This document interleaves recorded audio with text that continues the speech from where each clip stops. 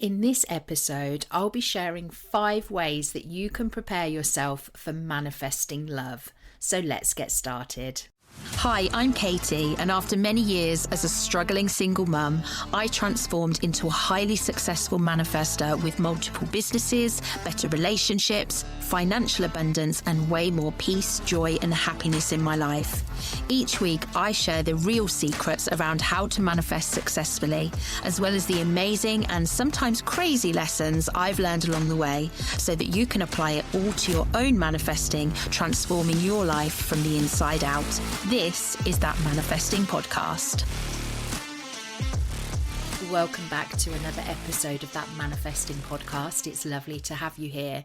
I don't normally do this, but I'm going to be real upfront and say that this episode is only for certain people. And those people are the ones who want to manifest love. If you are in a happy relationship, if you're not at all interested in manifesting love, then you will not enjoy this episode. So you may as well skip to the next one or go and do something else with your day, because this episode is purely for all of my people out there who would love to manifest true love and have that relationship that they've really been searching for, maybe for a long time. If that's you, stick around, because this episode is exactly for you. Okay, that's my little disclaimer out of the way. It's Valentine's Day today. If no one's wished you a happy Valentine's, then have one from me. Happy Valentine's Day. I didn't have anyone initially wish me a happy Valentine's, but then my mum messaged me, which was lovely, to say happy Valentine's Day. And Bumble, my dog, gave me about 32 snogs before 9 a.m, which really just meant she wanted me to get up and feed her breakfast. But I was taking it as her wishing me happy Valentine's Day. That's my thought process, and I'm sticking to it. But yeah, Valentine's Day. I am able to shield myself a bit from Valentine's Day because I work from home, but it wasn't always that way. When I used to work in a big office, Valentine's Day, as a single person who wasn't that happy in herself as a person, was just completely miserable. It was an awful day. I worked in this huge office, and Valentine's Day was just a constant stream of people getting calls from reception to go down and pick up their flowers or their chocolates or their big balloons. And now I would look at that and it would just lift my heart, and I would feel so joyful to see other people being celebrated on Valentine's Day. But back then, I could have popped their balloons, stomped on their flowers, and eaten their chocolates in front of them because I was so jealous and slightly bitter. Not now, but that's how I was then. And I feel sorry for Katie in this, but there was a time where I was at home. I'd booked Valentine's Day off because I would do that wherever I could. And I was sat at home and I saw a florist's van pull up in front of my house. I was really excited. I thought, oh my God, I've actually got a secret admirer. And sure enough, the florist, holding this massive bunch of flowers, walks down my driveway. I'm getting really excited by this point, thinking, oh my God, I didn't know that someone thought that much of me, but this is amazing. I opened the door and the florist was stood there, and I was like, hand on my chest, like, oh my goodness, I can't believe it. This is amazing. Thank you. And he looked at me really, really awkwardly and he said, oh, I'm so sorry. These aren't for you. I was wondering if you could take them in for your neighbour. Oh, it was awful. The awkwardness was just, it makes me cringe thinking about it. So yes, I made a massive drama of thinking that these flowers were for me. And in reality, I just had to take them in for my neighbour. That was great. That was a great day for me.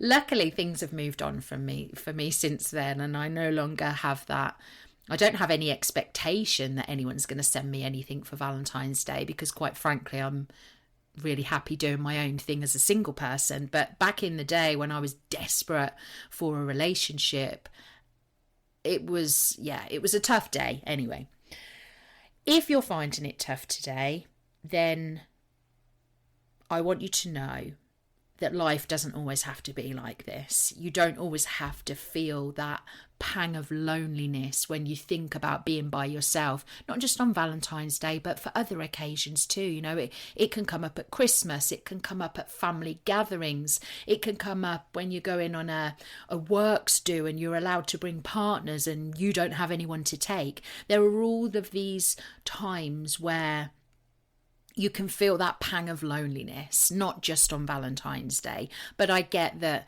from my own experience, it can be heightened on Valentine's Day. And that's really why I wanted to do a special episode for Valentine's Day, because I was scrolling through social media this morning and there was a lot of content that is either about just be happy on your own. You know, Valentine's Day doesn't mean shit. You know, everyone you see on social media isn't as happy as they make out, blah, blah, blah, blah, blah, blah, blah. And I get that.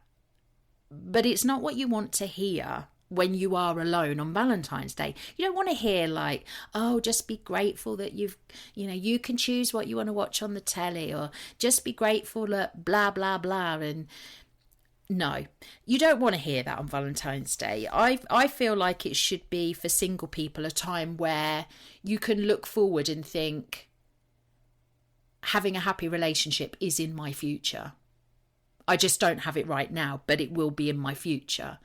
I like to teach my clients that it's not about wishing and hoping for something you haven't got, or trying to force yourself to be grateful for something that you don't really want. You don't really want to be single, so why are you going to try and force yourself to be excited about being single?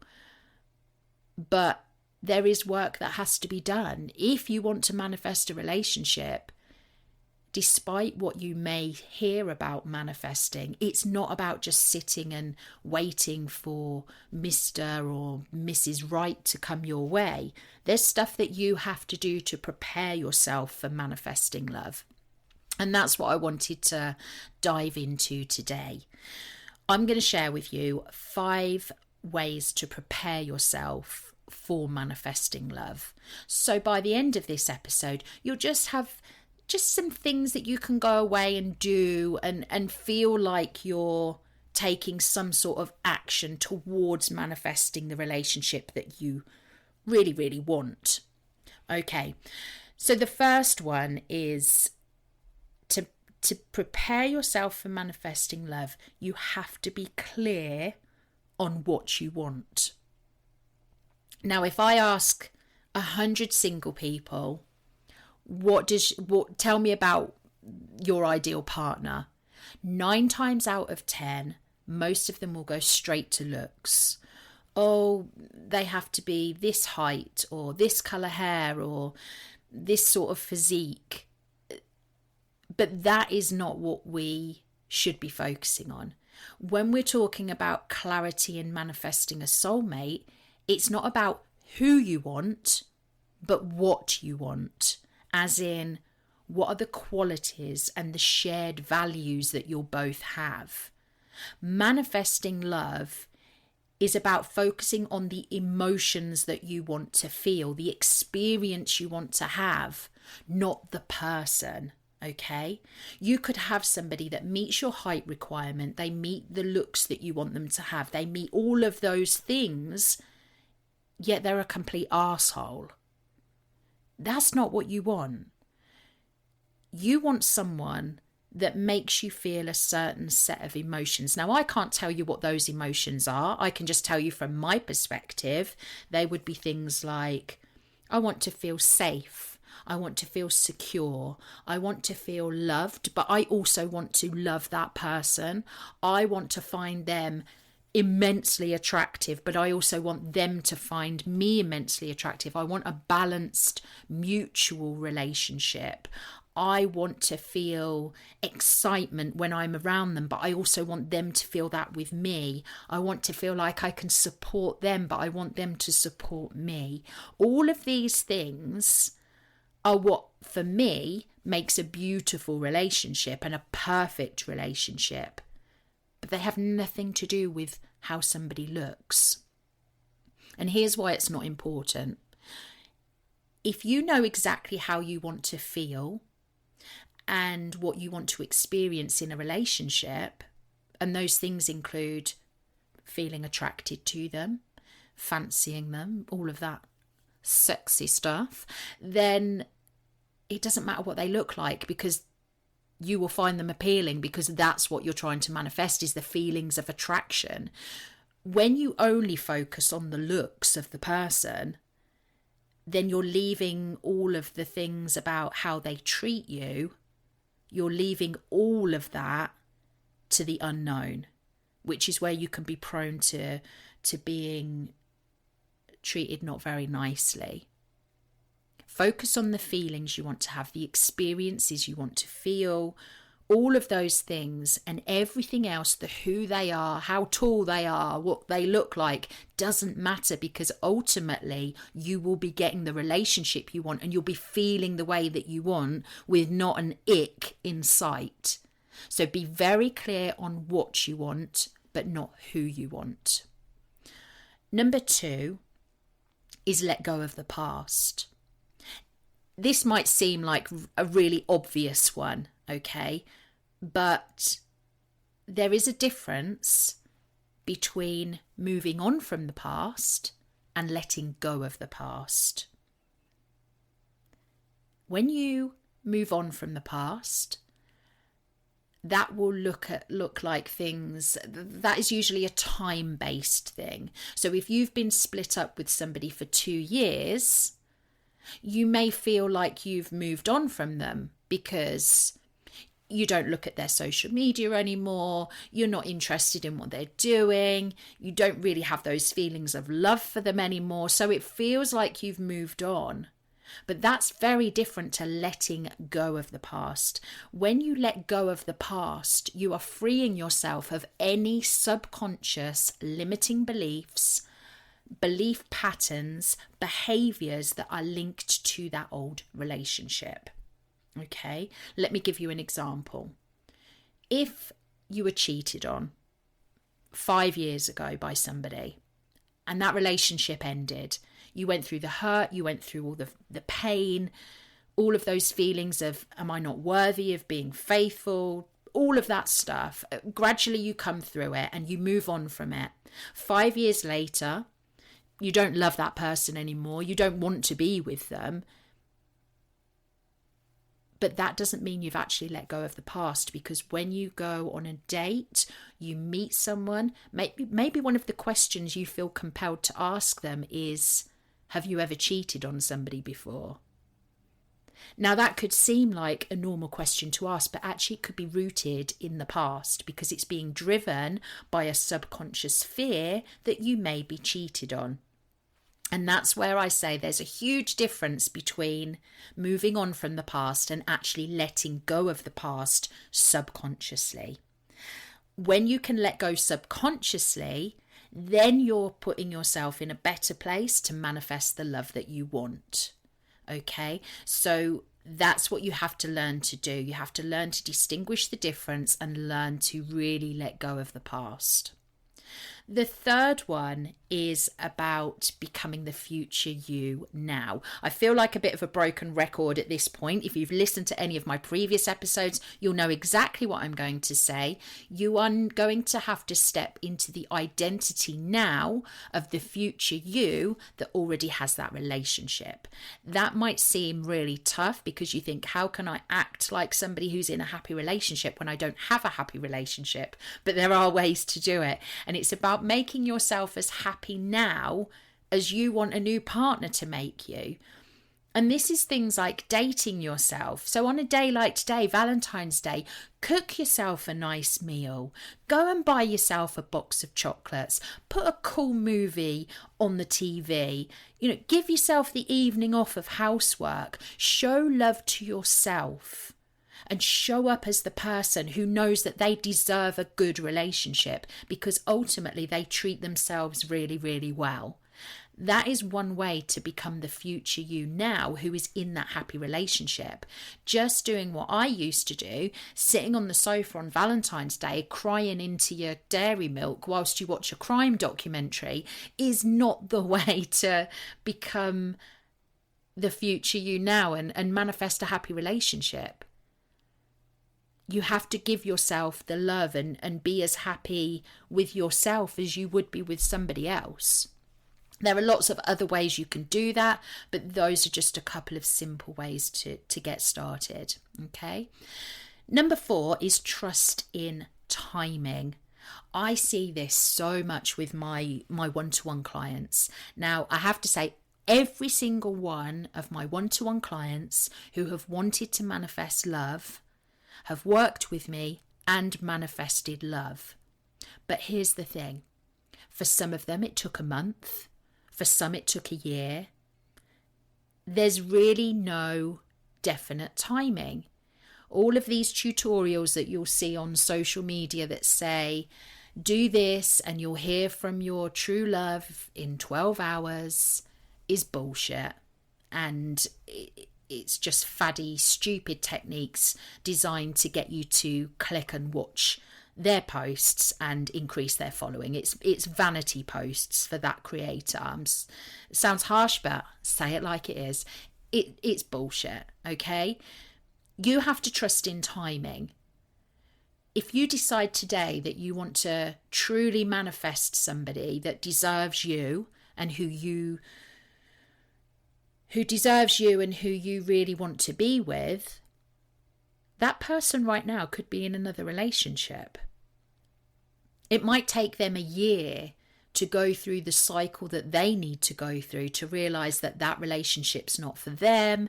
Then they split up. Then maybe they have a period of time where they're just being single before they can come into your life. Or it could be that the person that's meant for you is already single and hoping to meet you too. So it could take a week. The fact is, you have to trust in the timing. You have to have faith that once you've set the intention in motion, your manifestation for love is on the way. Whether that takes a day, a month, a year, or longer than that, it's on the way.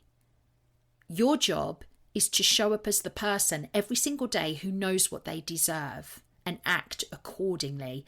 The person who knows exactly how they want to be treated. The person who knows what their worth is in life and will never settle for anything less. Because that is showing the universe that you are truly ready. You are ready to meet the person and you are willing to let the timing happen just as it should.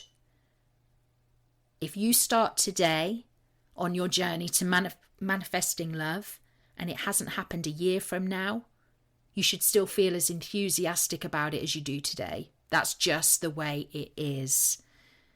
You can't force somebody to suddenly be in your life because you've decided that you want to manifest them.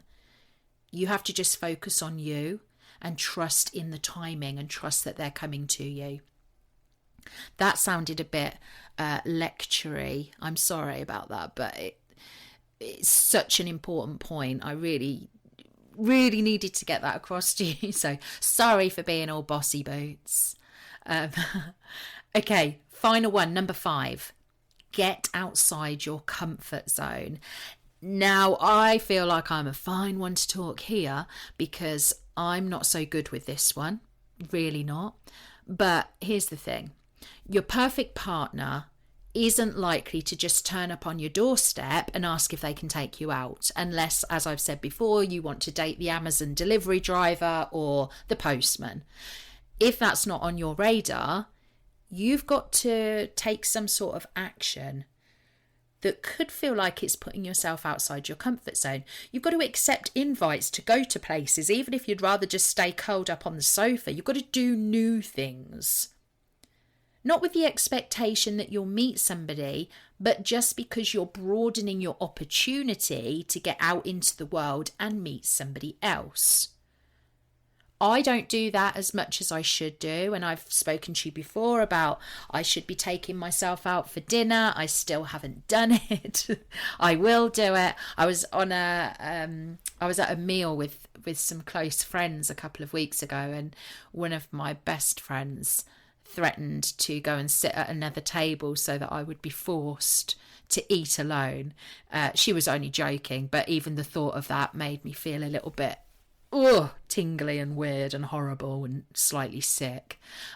So I will do that. I will do the dinner thing, but I haven't done it yet. But you do have to get outside your comfort zone. I had a client that she really didn't want to do any of this getting outside your comfort zone thing, and I talked her into it, and she went to a party that she'd been umming and ahhing about because she knew everyone there was going to be in couples, and she said to me, I just do not want to go to this party. And I told her she should go. So she went to the party, and we had our next call, and I said, tell me about the party. And she said, Katie, it was awful. I went, I felt out of place. I was the only single person there. Everybody was in relationships. And I said, but what did you do when you were at the party? And she said, well, I spoke to people, and, you know, I just put on my best personality because I thought I might as well try and enjoy it whilst I'm here. She said, but inside I was literally dying because I felt so embarrassed.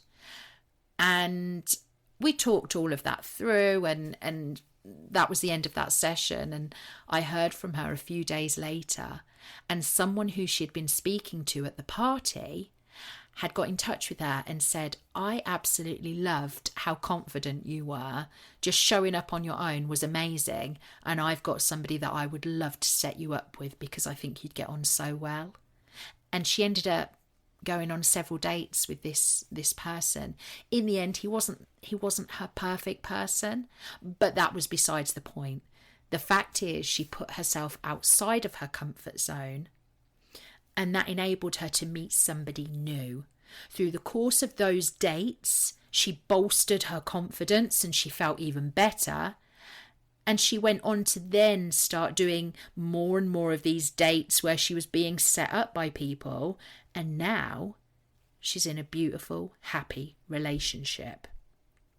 And that may have not have happened if she hadn't have put herself on that path initially to get outside of her comfort zone, go to the party that she felt less than enthusiastic about. That was one of the catalysts that helped her to become the person she needed to be to finally manifest the person she was meant to be with.